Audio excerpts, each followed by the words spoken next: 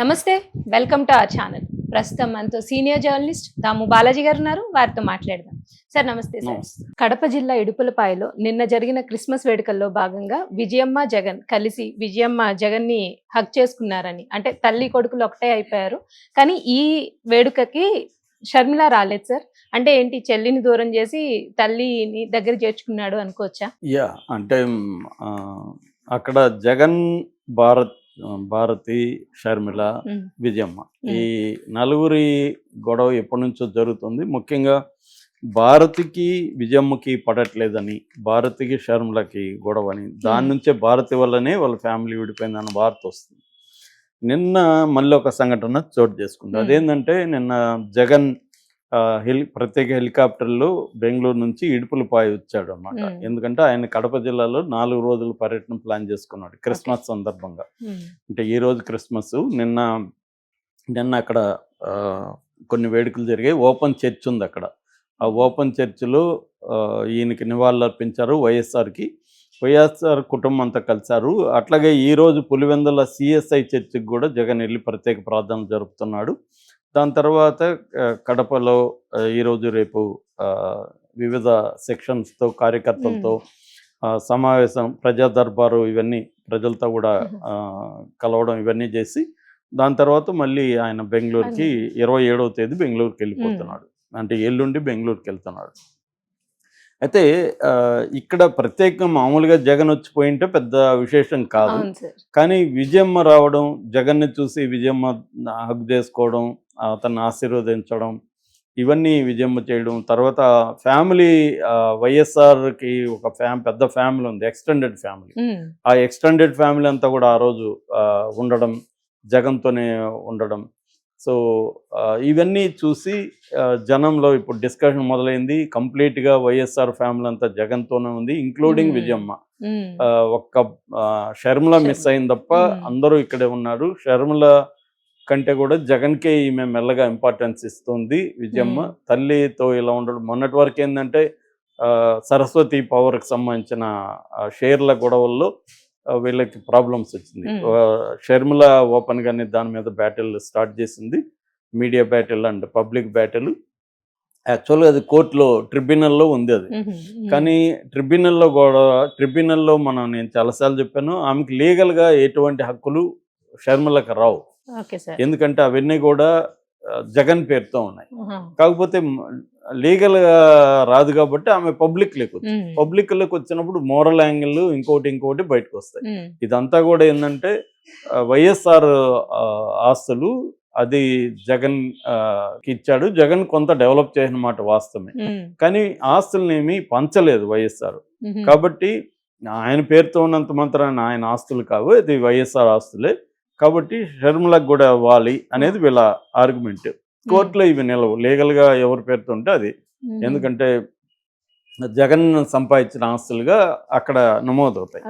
రెండోది వీళ్ళు లాజిక్ చెప్పేది ఏంటంటే, వైఎస్ఆర్ ఒక రకంగా తెలుగుదేశం వాళ్ళు లేకపోతే జనసేన వాళ్ళ ఆరోపణలని బలపరుస్తున్నట్టుగా విజయమ్మ, షర్మిల మాట్లాడారు. అదేంటి, వైఎస్ఆర్ ఇన్ఫ్లుయెన్స్ను ఉపయోగించుకునే కదా జగన్ ఆస్తులు డెవలప్ అయ్యాడు. ఆయన మీద ఉన్న కేసులే అవి.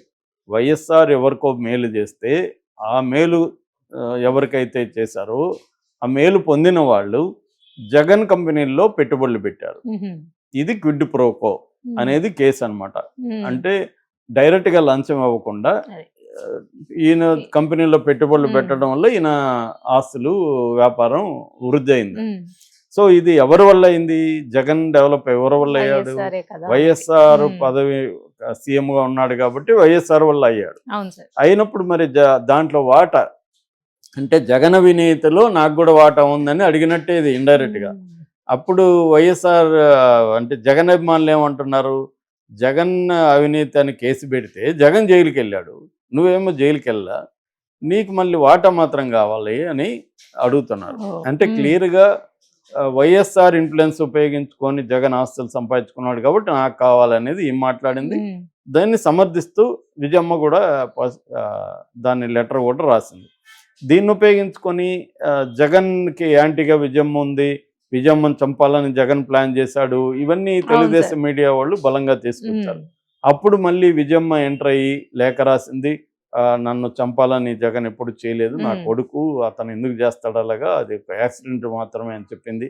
అయినా కూడా ఆ లేఖ కూడా జగనే పుట్టించాడని మళ్ళీ మీడియా, మ్మ్. తెలుగుదేశం మీడియా చెప్పింది. మ్మ్. దాంతో విజయమ్మ మళ్ళీ వీడియో చేసి ఇది కరెక్ట్ కాదు, నన్ను చంపడం అనేది, జగన్ ఎప్పటికీ అట్లాంటి పని చేయడు అని సపోర్ట్ చేస్తూ చేసింది.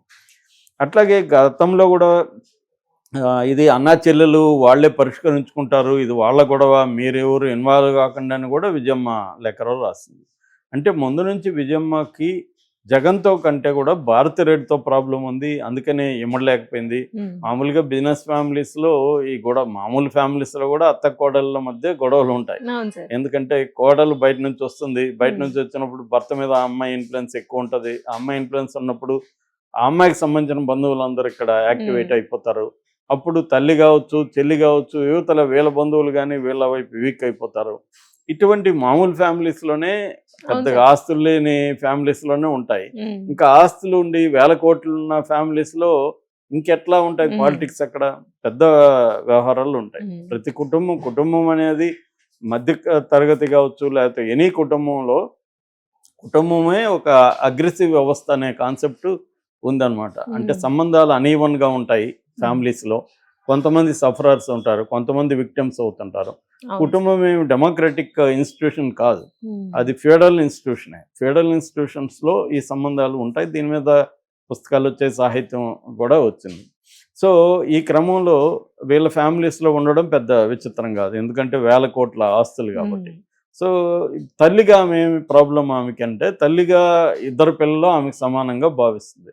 నిజానికి ఆమె రాసుకున్న నాలో నేను ఆటోబయోగ్రఫీ బుక్ కూడా రాసింది విజయం, మ్మ్. అది నేను కూడా చదివాను. అందులో ఆమె కూడా రాసుకుంది, చిన్నప్పటి నుంచి కొడుకుతో నేను ఎక్కువ క్లోజు, పాపతో వైఎస్ఆర్ ఎక్కువ Father. క్లోజు. మ్మ్. జనరల్గా అవును సార్. సైకాలజీ, మామూలుగా ఇది అవును. ఫ్రాయిడియన్ సైకాలజీ కూడా ఇదే అన్నమాట. మ్మ్. అంటే తండ్రితో కూతుర్లు ఎక్కువ ఆడపిల్ల, క్లోజ్గా అవును ఉంటారు, సార్. ఆడపిల్లలు తల్లితో తల్లితో కొడుకులు మగపిల్లలు ఎక్కువ క్లోజ్గా క్లోజ్ ఉంటారు. ఉండడం మామూలు కామన్. వీళ్ళ మ్మ్. ఫ్యామిలీలో కూడా అలాగే ఉంది. మ్మ్.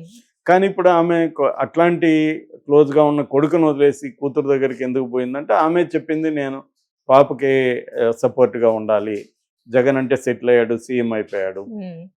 పాపకు కూడా రాజకీయ ఆకాంక్షలు ఉన్నాయి, నేను సపోర్ట్గా తెలంగాణకు వచ్చాను. కాకపోతే ఏమైపోయిందంటే ఇది అంత సింపుల్గా లేదు. జగన్ మరి ఆస్తులు ఇవ్వకపోవడమా, లేకపోతే రాజకీయంగా ఈమెకి పదవులు ఇవ్వకపోవడమా, ఏదేమైనా ఈ కారణాల వల్ల ఈమె దూరం అయిపోయింది, ఎనిమిగా మారిపోయింది. దీన్ని తెలుగుదేశం ఎప్పుడైనా ప్రతిపక్షాలు తమ ఎదుటి పక్షంలో ఏ బలహీనతలు ఉన్నా దాన్ని వాడుకుంటారు. అవును జగన్ సార్. అయినా వాడుకున్నాడు, తెలుగుదేశం మ్మ్. మీ మామకి ఎన్టీఆర్కి వెన్నుపోటు పొడిచాను జగన్ చెప్పలేదా, ముగ్గురు భార్యలు ఉన్నారని పవన్ కళ్యాణ్ని మ్మ్. జగన్ చెప్పలేదా, అట్లాగే తెలుగుదేశం క్యాంపు కూడా జగన్ క్యాంపులో ఉండే బలహీనతలను వాళ్ళు క్యాష్ చేసుకుంటారు కాబట్టి వీళ్ళు దీన్ని పెద్ద స్థాయిలో తీసుకెళ్లారు. మ్మ్. సో ఈ క్రమంలో తల్లి కూడా దూరం అయిపోయింది అనేసరికి జగన్కి డ్యామేజ్ ఎక్కువైంది. మ్మ్. అంటే ఒక నాయకుడుగా ఉండే వ్యక్తి ప్రజల సమస్యలు ఎన్నో పరిష్కరించాలి, వేలాది సమస్యలు పరిష్కరించాలి. అట్లాంటిది నీ ఇంట్లోనే నువ్వు పరిష్కరించుకోలేకపోతే బయట ఏం పరిష్కరిస్తావు అనేది అతని మీద జనాల్లో కానీ వీళ్ళు వచ్చింది, నెగిటివిటీ వచ్చింది. మ్మ్. అంటే సొంత చెల్లికే న్యాయం చేయలేనివాడు. పవన్ మ్మ్. కళ్యాణ్ అనేక సార్లు ఇదే మాట అన్నాడు, చంద్రబాబు అన్నాడు, సొంత చెల్లికే న్యాయం చేయలేనివాడు ఆంధ్రప్రదేశ్లో ప్రజలకు ఏం చేస్తాడు, ముఖ్యంగా మహిళలకి ఏ న్యాయం మ్మ్. చేస్తాడు. సొంత చెల్లికి తల్లికే న్యాయం తల్లికి, అవును చేయలేనివాడు, సొంత బాబాయినే చంపించినవాడు. ఇలాగా ఒక మ్మ్. నెరేటివ్ని జగన్ క్యాంటీగా క్రియేట్ Create చేయడానికి చేశారు. ఇది మ్మ్. ఉపయోగపడింది. సో దీన్ని జగన్ పరిష్కరించుకునే దానికి మొదటి స్టెప్ ఏంటంటే ఫ్యామిలీని అంతా ఒకటి చేసుకోవడం, అట్లాగే విజయమ్మను కూడా తన వైపు తిప్పుకోవడం అనేది జగన్ స్ట్రాటజీగా చెప్తున్నారు. ఆయన ఆ మధ్యకాలంలో ఫ్యామిలీలో ఉండే పెద్దవాళ్ళందరినీ కూడా వెళ్ళి కలిశాడు. సో వాళ్ళతో మాట్లాడాడు. అంటే కుటుంబ పెద్దలు కొంతమంది ఉంటారు, వాళ్ళకి చిన్నప్పటి నుంచి పరిచయాలు ఉంటాయి కాబట్టి వాళ్ళు చెప్తే వింటారని. కానీ షర్మిల, విజయమ్మే చాలాసార్లు చెప్పినట్టుగా మనకు బయటకు చెప్తారు, షర్మిల జగమొండి అని. ఆమె బుక్లో కూడా రాసింది, షర్మిల మ్మ్. ఎంత మొండితనం అంటే అంటే రాజారెడ్డి పెద్ద మొండి, ఆయన తర్వాత వైఎస్ఆర్ మొండి, వైఎస్ఆర్ తర్వాత షర్మిల షర్మిల. మొండి. నిజానికి మ్మ్. జగన్ కూడా మొండి అనేది బయట టాక్ ఉంది. మ్మ్. అలాగే మొండి అంటే ఏంటి, వాళ్ళు ఏమనుకుంటే అదే అవును సార్. వింటారు తప్ప మ్మ్. వేరే వాళ్ళ మాట దాని మీద వినరు, స్టాండ్ అయి ఉంటారు. ఫ్లెక్సిబుల్గా ఉండరు, మ్మ్. పట్టు విడుపులు ఉండవు మ్మ్. అనేది కదా. అలాగా షర్మిల చాలా స్ట్రాంగ్గా ఉందని చెప్తున్నారు.